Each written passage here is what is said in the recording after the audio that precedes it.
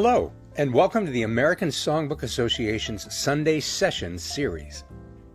This series is an ongoing fundraiser for our expanding education programs. The American Songbook Association reaches thousands of students nationwide, teaching jazz, musical theater, and the great American Songbook in an effort to preserve and promote these timeless American musical legacies. This programming also includes Cabaret Scenes magazine, the official magazine of the ASA devoted to covering live music in the United States and Europe. We hope that you enjoy each episode of this Sunday Sessions series. We ask that you subscribe to our YouTube channel and that you consider a donation. Every dollar helps us keep the music playing. See the banner at the bottom of your screen for details. Thank you. And now, here is your Sunday Sessions series host, Carolyn Montgomery. Hello and welcome to this 27th episode of Sunday Sessions series. This started as a way for the American Songbook Association during the pandemic to keep people in touch live with their favorite artists. And it has continued because it's been popular. People have asked for me to interview certain people, including our next guest. Ann Talman just performed her debut cabaret show to a sold-out audience at 54 Below, one of New York's premier nightclubs. The show is called A Shadow of Her Smile. It was about, among many things, her personal and professional relationship with Elizabeth Taylor. It was directed by Lena Katrakis, and the music director was Alex Rybeck, so you know it's got a good team behind it. And I was unable to attend that show, but there were so many people from the American Songbook Association board that raved about it, said it was creative and brilliant, and that there was so much in it that I knew I really, really wanted to interview Ann. And I got her. I had to sort of tie her up and throw her over my shoulder, but I got her. I'm going to start this off. There is so much to talk about, and her life is so rich and varied and unique that I thought for days about how to start this interview. And she provided it for me, a really wonderful trailer of a documentary about her play, a play that she wrote and starred in called Woody's Order. I'm going to play that for you first, and then I will invite Ann into the room, and we will start what I know is going to be a wonderful conversation. I have an older brother, 10 years older, named Woody, and he is a nonverbal spastic quadriplegic with cerebral palsy. He's incredibly bright. And when he was 8, he realized that he was an only child, and he had a feeling that if he were ever alone in the world, he would need someone. And so he went on a campaign to conjure a sibling.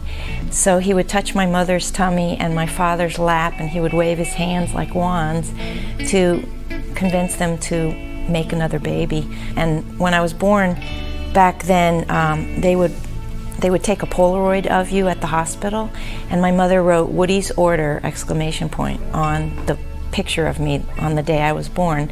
And I was always referred to as Woody's Order. And my mother would say, you have a destiny to be thy brother's keeper in case anything ever happens to mom or dad, but don't worry, it won't. And it did.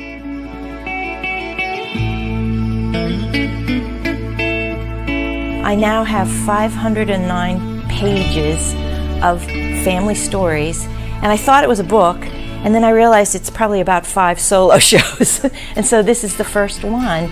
But I have been writing them down all throughout my life. So I think on all levels it's going to be a tour de force, not only performance on her part as an actress, but the fact that she wrote it.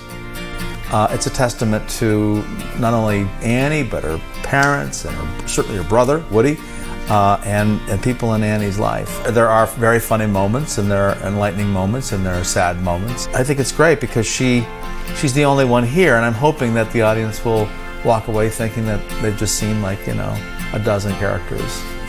But I think the takeaway, it's sort of how a all-American baby booming family in the 50s and 60s dealt with a special needs child.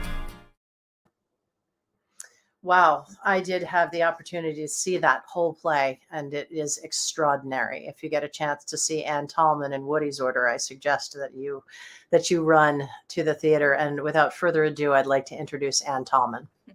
Hi. Hello. I'm so struck by one of the things that you said that I'm just going to lead with that, because when you're describing Woody, you lay it all out there. He's a nonverbal, spastic quadriplegic. And then you say he's very bright. And I saw that when you were doing that play. She was doing it for Woody. I got to see Woody sitting there responding to everything she was telling in this story. And he was clearly so bright and very handsome. Yes. Very handsome guy. Yeah, I have some photos here that I just love so much. This one of you, I mean, all four of them through all stages of life. And he was 8 years your senior, 9 years? Yeah. By the time I actually arrived, he was 9.5, 10 years, depending upon what time of year. But yeah. And did he stay at home? I can't remember how old he was when he went off to school. Well, what happened was he lived at home. He was born in Alabama, and there was an amazing school there for kids. And there was a doctor who was famous for his work with cerebral palsy. Uh-huh. So he went to a day school, and but my father worked for U.S. Steel. And when my father got transferred up the corporate ladder to West Virginia, in a coal town in West Virginia, there was nothing for my brother. So my parents made the heartbreaking but good decision to leave my brother at the school with all the other relatives that lived there. Sure. And he then kind of was in the overnight program. Yeah. And then when my dad moved to Pittsburgh, they put him on all kinds of waiting lists, and we eventually did get him closer to Pittsburgh. But we visited him all the time. He came home in the summer, and it was like he was at prep school. Yeah, like he was at boarding school. Exactly. And so tell me a little bit about your family. Was there anybody musical? Mom and dad, were they musical or creative? They were both appreciative of music and the arts and creativity. My mother was, she was a English lit major, but she loved thespians and theater and all that. She played the piano. Yeah. She couldn't sing, and she just was so jealous that I could. My father insisted he couldn't sing, but I think he had a beautiful, deep. He was kind of like, his voice was like James Earl Jones. Yeah. And he told me once that he was almost 50 when I was born. And when the college, he went to college in the late 20s and early 30s. And he worked construction in the summer. And one summer, his project was to read the entire canon of Shakespeare on his lunch breaks. Oh, that's a project. So that gives you an so they idea. were creative people. Yeah, their hearts were open to the arts. So when you were a little girl, like elementary school and middle school, were you involved in music and Yes. theater? Always. I've been singing since I popped out, and I was always in a choir. Yeah. And it was sometimes school and church together, but I was just always in some sort of a choir. And weren't you in the Marble Collegiate Choir? Were you in that one? I was in the Grace Church Grace choir. Church. That's a wonderful choir. I have a lot of friends that sing in various church choirs around New York City. That's a good one. Yeah. Yeah, that's a really good, and multi-generational, which I love too. I know a mom that sings there with both of her daughters, and that's really lovely. Yeah. So you get through high school. Was there a high school teacher or mentor, anybody in your life that persuaded you to go after the arts? Well, they didn't have to persuade me, but they focused me and channeled me. And it was my choir director, Mr. Robert Giles, who I actually knew of when I was in middle school, because I went to the high school choir came to our middle school and gave a concert. Yeah. And I remember thinking, I have to be a part of this. So I kept my eye on him. And as soon as I got to high school, I made sure I got into the girls' chorus, and then the choir, and then the 24 voice madrigal group. And Oh, that's so much fun. he, It's so fun. he It's like taught, playing on a sports team, only music. well, and choir was so big in my high school that the football players wanted Oh to be yeah. in the choir, and we called them the choir jocks. Mhm. And I mean, we had a 350 voice choral department. Yeah. Mr. Giles taught me everything that I would need to become a professional in the arts That's in high you know, school. I was just in my last interview was with Scott Coulter. I don't know if you know Scott, but he's a wonderful director and singer in his own right. And we talked about the fact that everybody has one person in their life, every creative that paid attention and that cared about them. And it changes the trajectory of your life. We came up with an idea that we could make either a film or have a live evening of people honoring getting those high school or Yeah. and then having every artist come out and honor their Yes. person.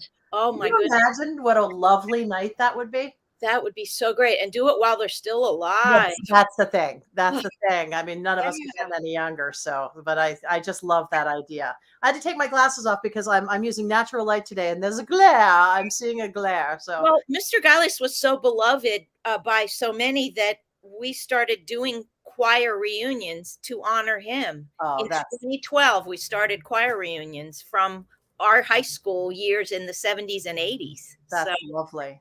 No, yeah. did he encourage you to apply to Penn State, or was that just something that you did on your own? I did that on my own.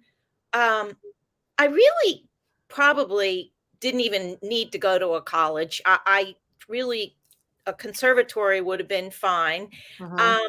I ended up going to Penn State because that's where most of my friends went. Sure, And sure. I think I needed that too. That Yeah. was important for me.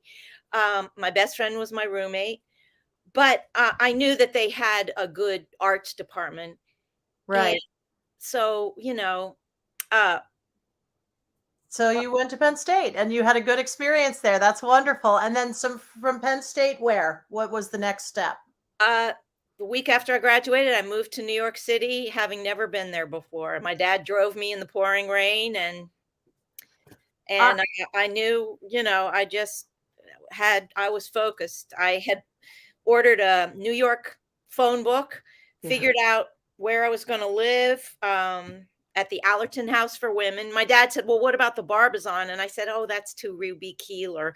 He said, "No, Where was the Allerton House? on 57th and Lex. Oh my, okay. And it was it turns out there were places built for the unmarried salesgirls of Bloomingdale's. Oh, okay. And this was that one. And there's one that was for Macy's called the Webster House. Oh, isn't that funny? And the Webster House still exists and has relationships with Smith College and other colleges where young women come, and no men are allowed to pass the lobby. Well, there was one. I had a regular Saturday night singing gig at the Art House Hotel, which is 77th and Broadway. That was a hotel for young women as well. And I Yes. don't know where there was if it was for specific young working, I almost said working girls, and that sounded wrong. Well, Yeah. So you moved to New York, and what happens to you? Well, the first day we got there, since my dad was only allowed in the lobby, I let him help me unload. And then I said, "Okay, now you have to leave." It's like Right. ripping a Band-Aid off real fast. The next day, I went to Sardi's and put my name on the wait list for the coveted coat check job because I knew, well, that would be how I might meet people. And then Mhm. I got a job as a hostess at Top of the Sixes restaurant on 5th Avenue. And I dove in. And Yeah. I've actually talked to like Lizzie Larson. Do you know Lizzie? Yes, I do. And her lovely husband, Sal Viviano, who've Yes. both been on this show. Okay. Well, Yeah. Liz and I love to reminisce because we got here practically the same day. Yeah. And she and I both had the exact same sort of, I don't know, agenda, because we would buy Showbiz and Backstage, which were newspapers then. We would get our scissors, cut out all the auditions, and tape them in our day runners, Mm-hmm. and That's and right. then plan our life around when we could get. We were non-equity, so we would plan our life around getting there at dawn to sign up, Right. then go to your job, then go back for when they see the non-equity. I mean, we both did oh, and you had to have an answering service. So Right. That's my right. Yeah. bells are ringing. Isn't that, it's amazing. Well, and did anyone, when I look at pictures of you as a young woman with Liz Taylor, we're just about to get to that. You really, I mean, it could be her daughter. Did people say that to you before you were cast? I thought so. Okay. So tell me whole about life. Yeah. With the and I talk about it in my show. It was my mother first who I was being silly and she was taking home movies, and she went, "Oh my, you look like a young Elizabeth Taylor from National Velvet. Why, you could almost play her daughter." She was from Alabama. Uh-huh. That started it, and I was 4, and I was like, "Who's Elizabeth Taylor? Is she funny?" Yeah. And and I didn't care. Sure. But whenever She was National funny. yes, she was. She was. When National Velvet would come on TV throughout, like grade school, middle school, high school, college, Yeah. the next day people would say, "Did anybody ever tell you you look like Elizabeth Taylor from National Velvet?" And I would say, "Oh, thank you. Was it on again last night?" And they'd say, "Yeah, the Late Show." Yeah. And yeah. I'm And going to go ahead and show a picture while we're talking, just because, I mean, come on. I look at that and I think, oh, you must have gotten that all of your life. You really did. look like it. National Velvet. Mhm. Only National Velvet.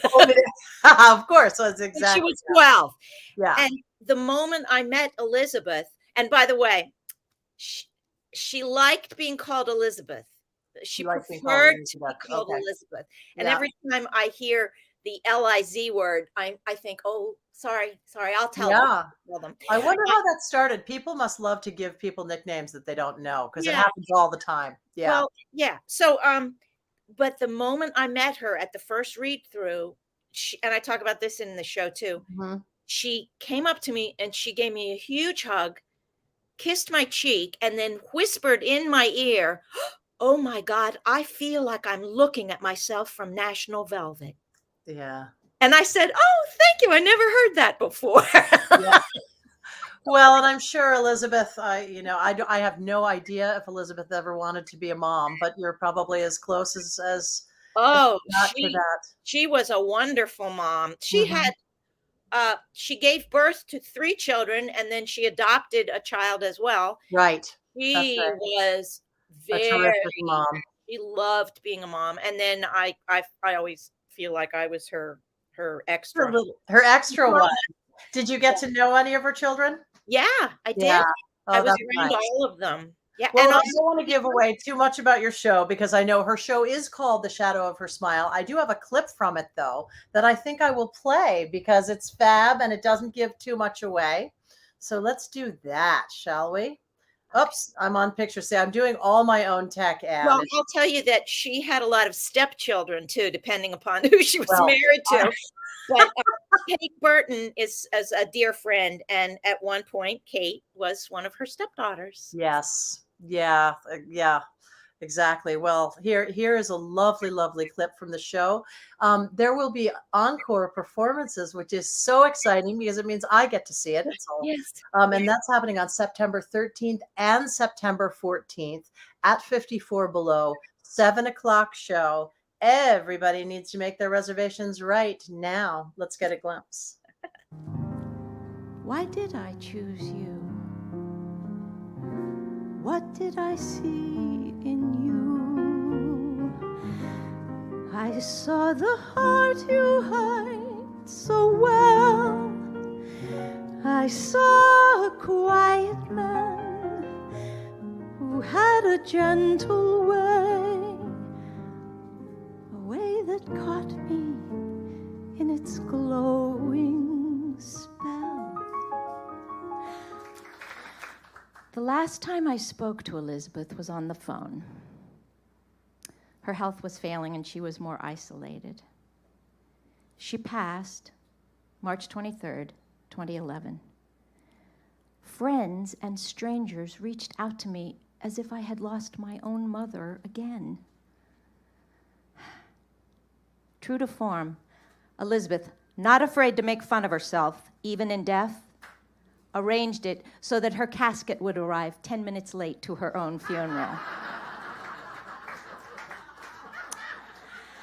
Making my entrance again with my usual flair. Ha!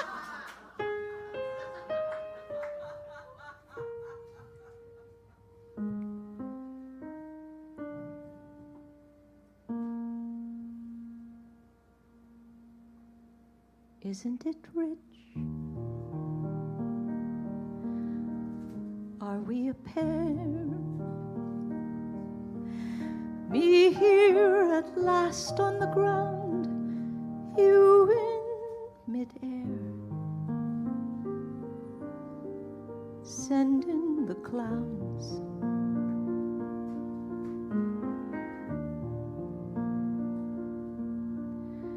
Isn't it bliss? Don't you approve?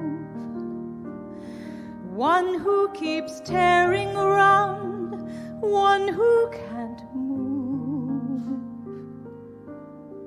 But where are the clowns? Send in the clowns. That's all they get of that. It's fabulous. And I want to backtrack a little, but before I forget, you have to, that visual of Alex Rybeck in the blue shadow with you in the light singing, those need to be still shots. Those are fabulous. We're going to tell Richard Hillman he needs to pull those off that video. He's watching, so. Oh, good. Okay. Well, he's terrific and he's done a wonderful job. And we're going to sell out that house in September. Thank you. So your career is going great. You're very young. You're working with Elizabeth Taylor. Tell me about what happens next for you. Well, right before I worked with Elizabeth Taylor, like within a year and a half, I had lost my mother. Right. She was killed instantly in a car crash while I was actually still in college. And Elizabeth sensed that I needed mothering. So I just wanted to say that.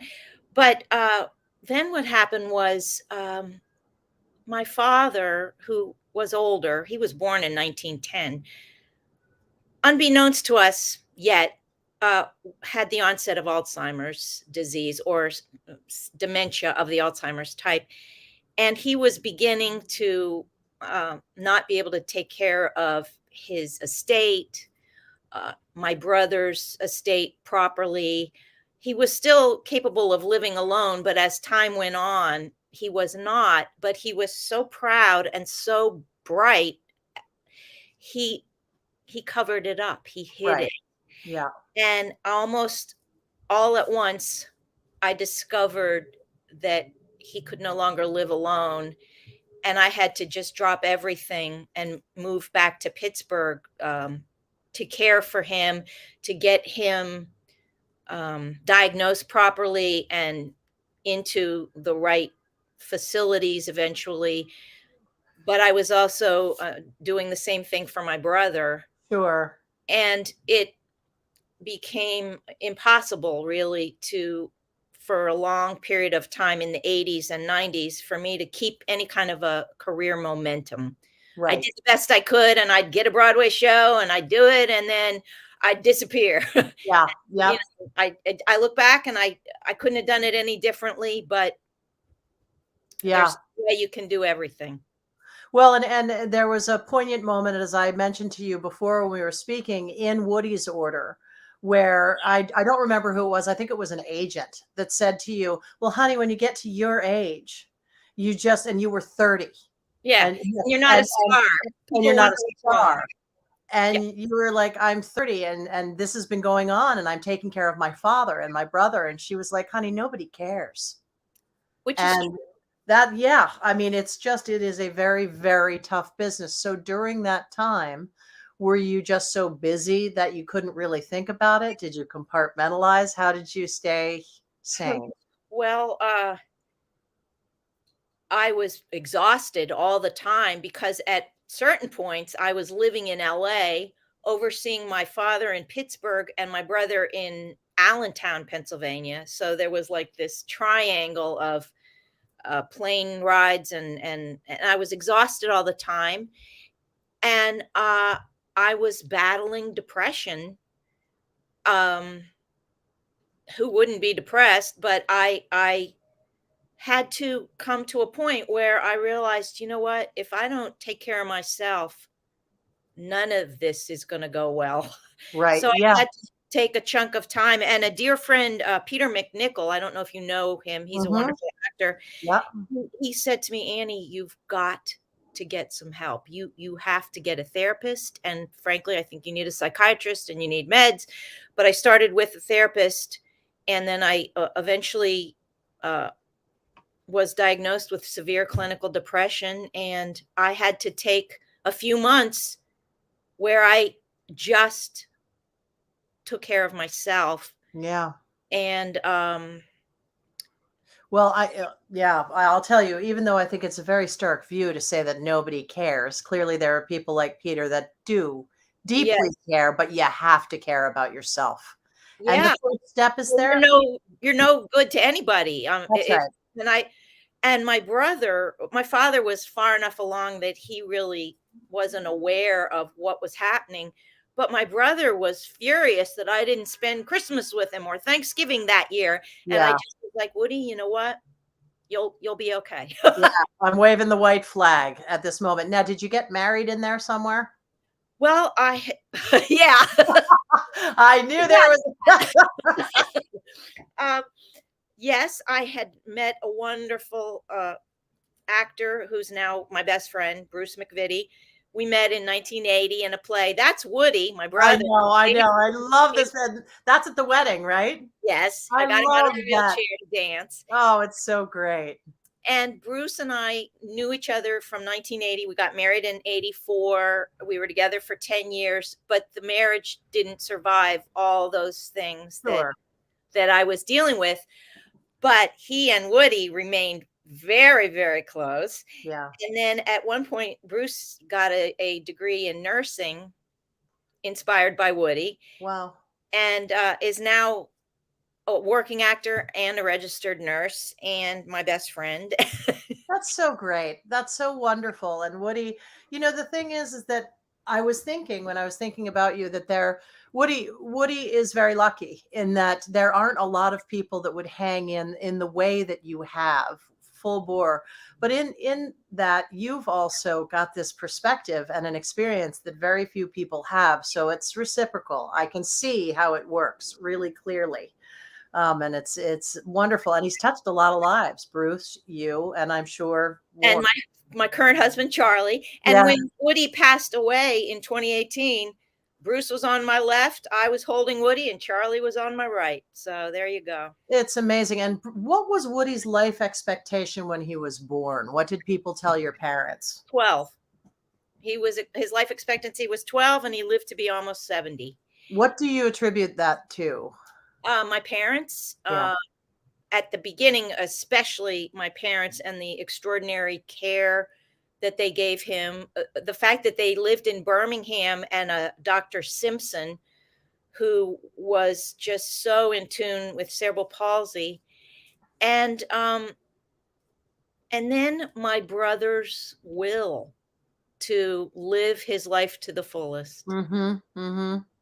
It's an amazing story. Really, I would come and see Woody's Order anytime you feel like good. bringing that one back. It's pretty wonderful. Okay, so you're in LA, and then what happens after LA? I realized that I was working, but I hadn't gotten a lead in a series. And I realized, you know what? I need to get back to New York and the theater. That's where I belong. But you did Yeah. a lot of television, didn't you? I did a lot of guest spots on TV, Yeah. but I realized it wasn't enough Yeah. for me. And I was a Broadway actress, and I needed to get back to New York. So in 1997, I started the shift back to New York, because every summer I would work at the ONeill in Connecticut, and then I would house hunt or apartment hunt, Right. And so Right. I moved back fully by 2000, and Okay. I was on Broadway within a few months again. So I realized, okay, that was good. You did that. Wonderful. What show was that? The Women at Okay. the Roundabout, and I stood by for Cynthia Nixon. I Yeah. never went on, and then I was in the play also. There were 20 women played 40 roles. So Oh, so much fun. that was Such fun. a fun play. It really, I've been Mary and Sylvia in the Women, and I Oh, have loved two of the both best. roles so much. So much fun. Now, when were you a cabaret fellow at Williamstown? 1980. I was the cabaret 1980. I intern saw that in picture, and I was 1980. That's when I met Austin Pendleton, Mhm. who eventually, that fall cast me in the Little Foxes. And Right. then I did the ONeill Cabaret Symposium in 99.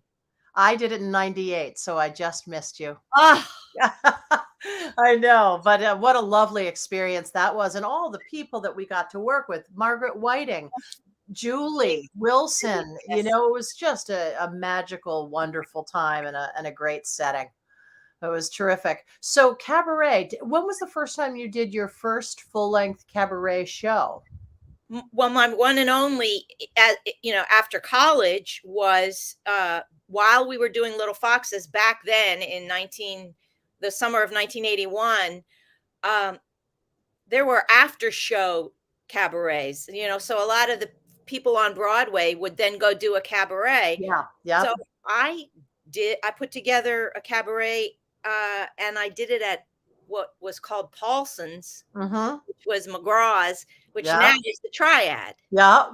And Elizabeth came twice, and the whole Oh, cast. fabulous. And then when we went to London for 6 months, and I did one night of it at a place called the Canteen, Right. and then that was it for cabaret, my own actual show. But all through high school and college, we would do our own cabarets. I look back on it and I think, wow, we did that. Yeah. It was a group of us, 4 of us. We would put together a cabaret and then play to like 500 people in the big banquet room of the Sheraton at Penn State, Yeah. And Yeah.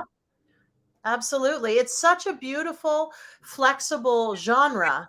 It can be one person, it can be 10 people, it can be whatever you like, and as long as it's good, Yeah, the and we music would is good. do the Yeah. American Songbook. I mean, you talk about what you guys do. We would do Rodgers and Hammerstein, or just like Right. that. Cole Porter, Irving Berlin, and Well, my and now memories. all the old people, when we do our senior enrichment programs now, listen, the people that are in senior community centers now their music is music of the 70s. Yes. So we had Darnell White and David Lamar doing an entire Marvin Gaye, Sam Cooke medley, and the whole place started to rock out.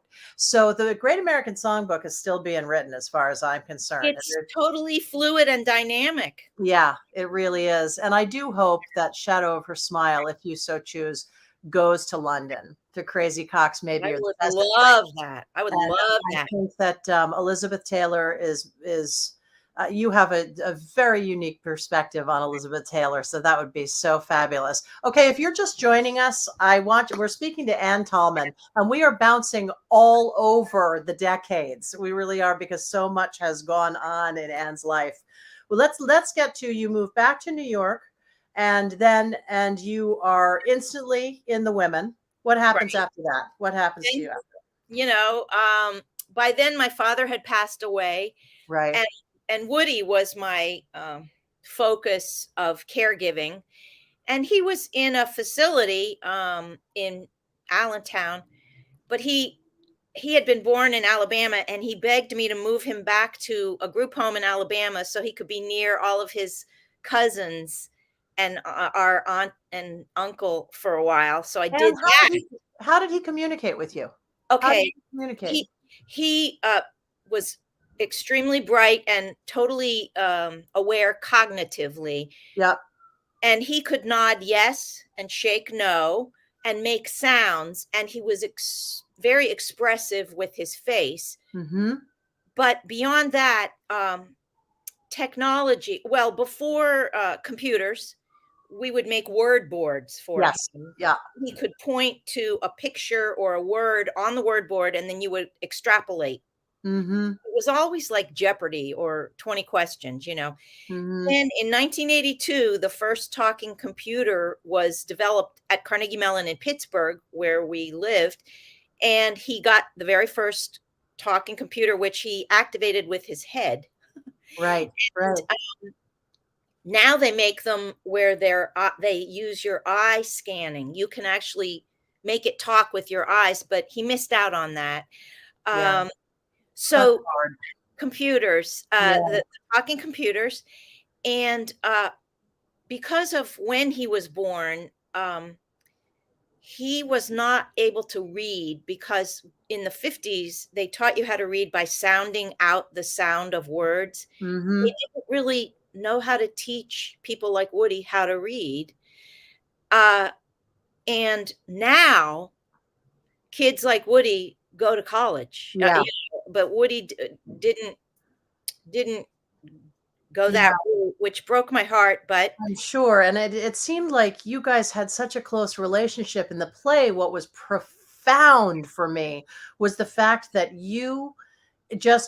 Woody's not in the play. You see you talking to Woody, but he's not there. right. And you create Woody, but you're intuiting what he's about to say. You say, would you like, or are you thinking this? And then you go ahead and answer as Woody. You make the sound. I'm not even going to try to do it, but Yeah. you do it so perfectly. You know, it's so real and it's beautifully dignified and very communicative. Well, It's so, people would think that I could read his mind, or that I had, you know, that I was telepathic or whatever. And it was just that we knew each other so well. you were paying attention. Yeah. Yeah. And as he aged and declined, he was weaker and weaker. So yes became looking up, and no became looking down. You Mhm. know, and it became more intricate, and I had to pay even more attention. But And is cerebral palsy? This is education for That's- everybody yes. watching that doesn't know. It's a birth injury, correct? basically, it's a neurological damage that can happen in vitro, during birth, or at any time, really. It's damage to the cerebellum, which is the part of the brain that controls motor control, or Mhm. how your body moves. No two brains are alike. No two No. brain images are alike. My brother's cerebral palsy was due to the fact that during his birth, through the birth canal, his oxygen was depleted. Yep. He should have been a C-section, and Yep. he was not.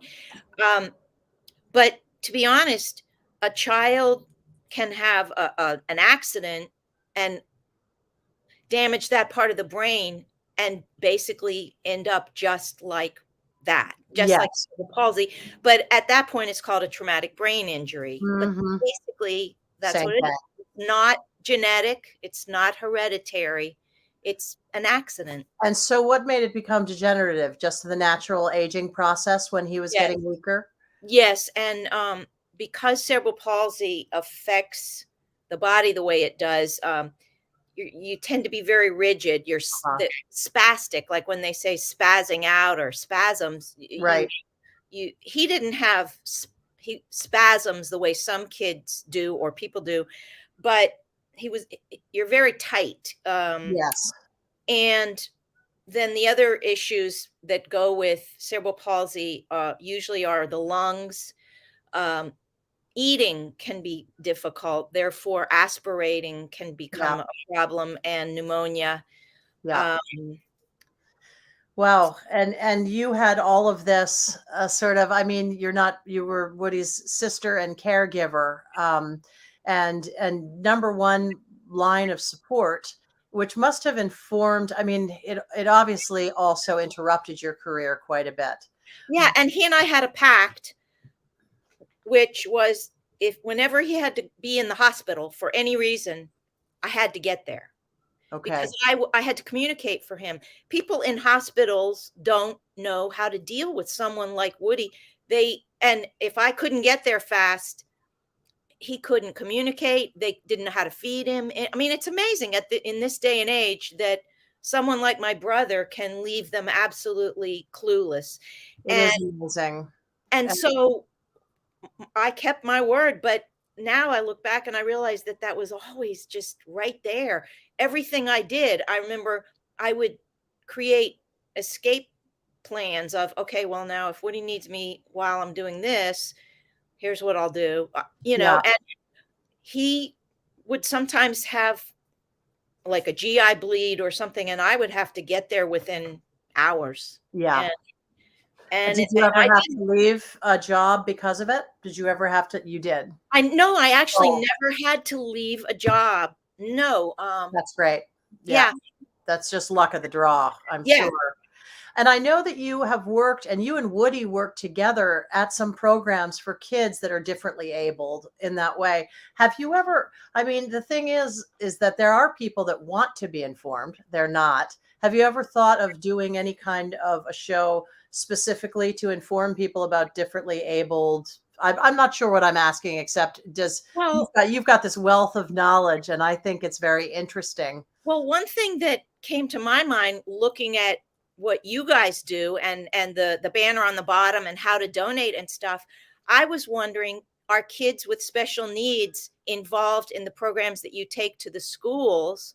Because they love music and instruments and singing. It sometimes has to express itself differently, but I would love to get it. My wheels are turning like crazy right now, and I would like to get you. Yeah, I will get us into a school, particularly. And our biggest mission is to go to the underserved schools. We don't want to go to the fancy schools with all the programs. But there are kids with special needs in the underserved schools, which for quite a while I volunteered at CPNJ, Cerebral Palsy, New Jersey, in East Orange. Yeah. And Woody would go with me. Yeah. I called it my church. I loved it. And I realized that especially the little boys there, because I mostly did grade school age kids. Yeah. They were riveted and totally got onto Woody because he was a grown-up version of what they could become. Yeah. And they weren't around grown-up people with CP. So they wanted to see what that would be like. And then another thing, my cousin's 5-year-old came home from school one day. This was when he was in Alabama. And she said, Mom, show and tell is next week, and I'm going to take Woody. And she took Woody to kindergarten show and tell, taught them about cerebral palsy. That is so wonderful. And that's the time to do it. That is the age of magical thinking. Yeah, it really is. And the truth is, it's just differently abled. And what I really saw and really see in these photos, this one is the one that gets me unbelievably, because he's just a handsome dude dancing with you, having the most wonderful time.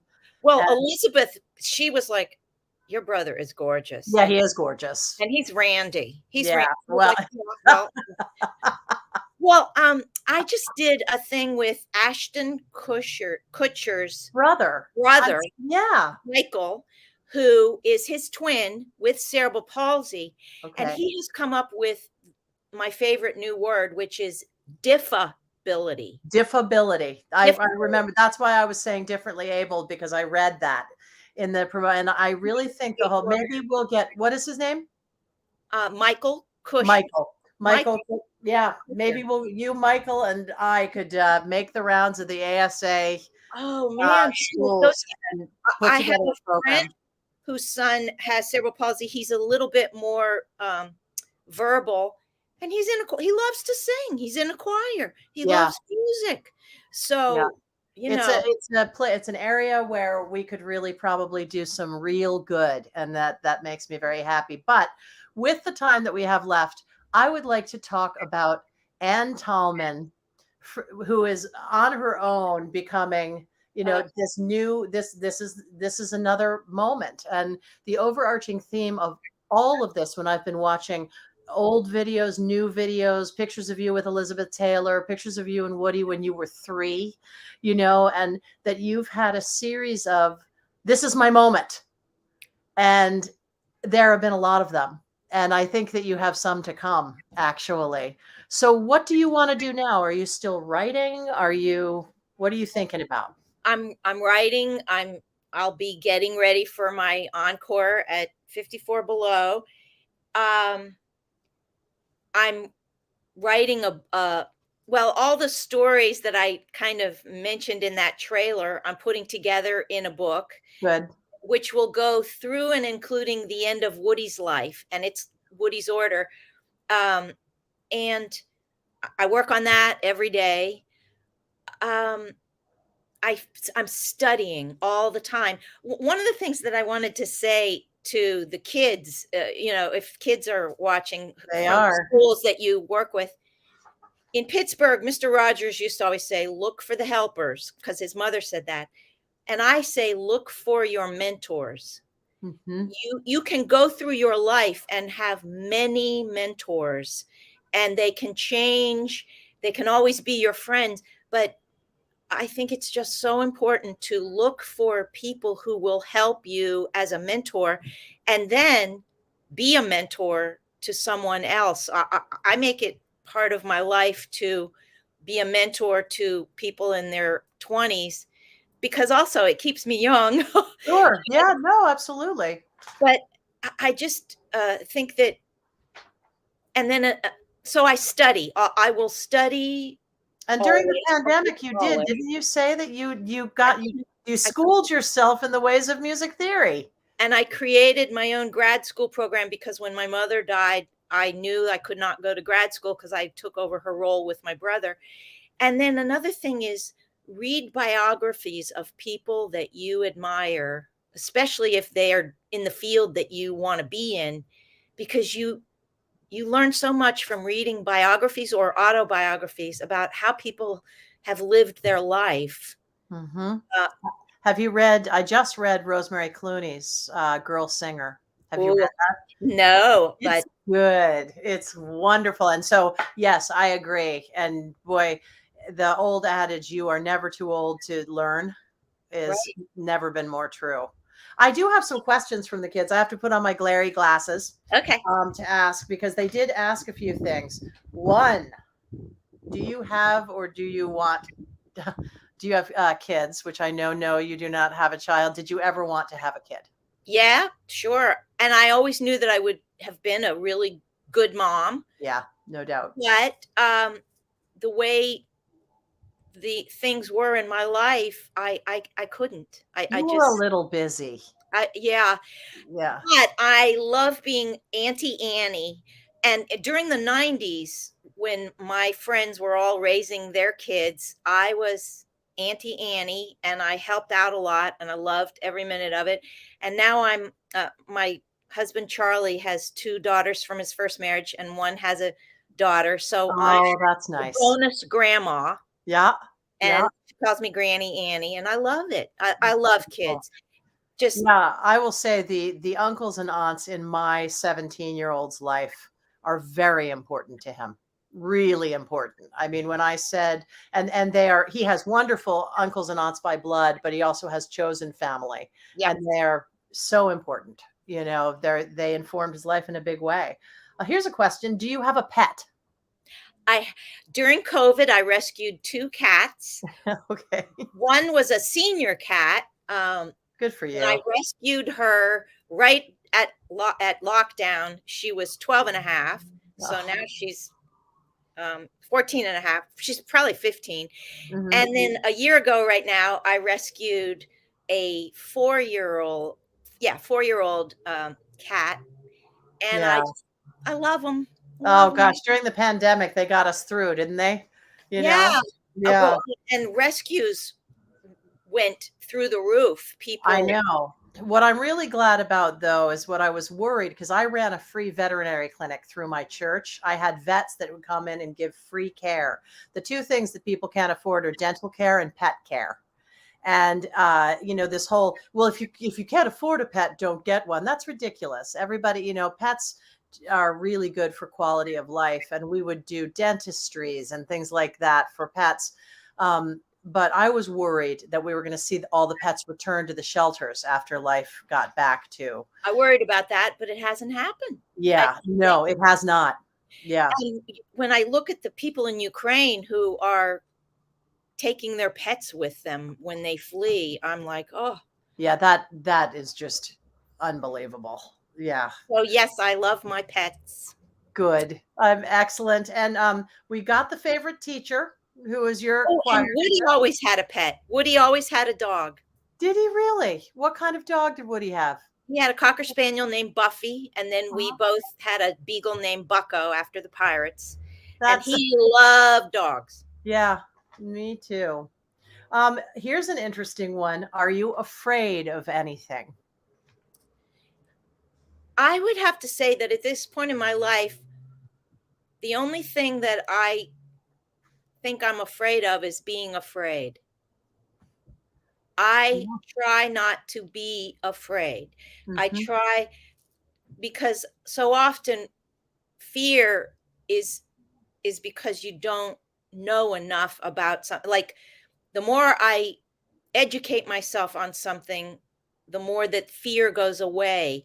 And I remember once as a child asking my father, why do people stare at Woody? And he would say, because they're afraid, because they don't understand and they're afraid, and yet they can't look away, and it hypnotizes you. And fear at this point in my life, the things that I feared about doing the debut at 54 Below, I made a list of them all. And one by one, I made sure that I prepared myself so that I could take them off the list. Right. So that's pretty wonderful. I think everybody needs to just take a minute. And some of them were as simple as, how do you really sit on a stool at 54 Below? Where are the rungs on the stool? How do you really hold a microphone? Who do you look at? Stuff like that. That's right. I figured it out. It was like, okay, now that doesn't scare me anymore. Fear and worry are things that you make those lists and you try to cover all your bases, but you also have the thought. And this is a thought that my mother used to say to me, which is, okay, so you fall off the stool. Okay. Then what happens? Does your life end? No. Does the audience get up and throw things at you? No. Everybody goes, oh, how's she going to handle this? And you get up and you say, well, that was graceful. Yeah. Like at the very end of my show, for the encore, Alex played the intro and people were clapping, which I wasn't used to. And I couldn't hear the intro and I couldn't get my note. And I just was kind of like, oh boy. And I started it a few times and I almost said, stay with me, I'll get it. Yeah. But I didn't now. Was like, okay, well, I'm going to just find the darn note. And I sang a few that weren't the right note. And then I finally got the note and it's like, okay, well. Exactly. And what I want to say to everybody that's watching is September 13th and 14th, 7:00, 54 Below. Make your reservation and see this actress, singer, who is such an unbelievably colorful and creative actress. And I think it's obvious that your life experiences have led up to this moment of you shining at 54 Below. It's really, really exciting to witness. And it's going to live stream on the 14th. So if you're not in town, there you go. Yeah. And I really have to thank Lena Katrakis, Alex Rybeck, and Richard Hillman, my team, and also David Sabella. Because again, if you don't know something, ask for help. And that's right. He has helped me so much. I just have become unafraid to ask people, do you mind helping me with this? Right. And so that's wonderful. You are welcome, and thank you. And we are going to bring the American Songbook Association into schools for kids with disabilities.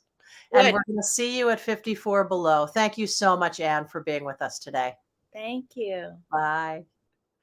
So I'm actually going to have Anne sing you out. I hope if you have not gotten tickets to the American Songbook Association's 3rd annual gala, here is I'm just looking at right. Oh, okay, here it is.